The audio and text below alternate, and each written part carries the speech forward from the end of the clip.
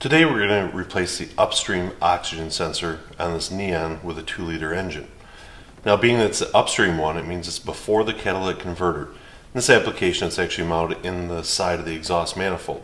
So I'm going to use my special oxygen sensor socket here. This allows me to slide it over the harness without having to cut it and get a good fit on here and remove this.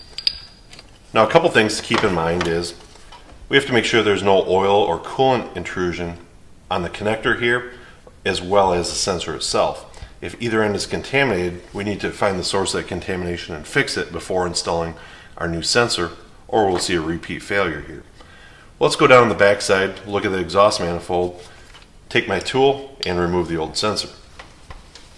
Now you can see I've installed my O2 socket and my ratchet on the back side of the engine here. Now, I'm going to rotate this. In most of these oxygen sensors, once you simply break them free, you can get your tool out of there and remove them the rest of the way by hand. Now you notice I've already gone ahead and disconnected the electrical connector here. We don't want that still plugged in, or we're going to twist and possibly damage the original engine harness.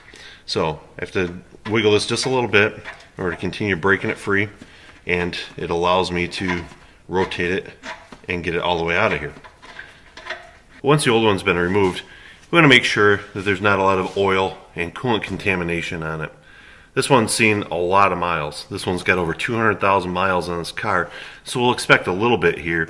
And we may want to make a note to the customer that there's some engine wear which may experience a repeat failure further down the road. But for 200,000 miles on the sensor, it's not a bad deal.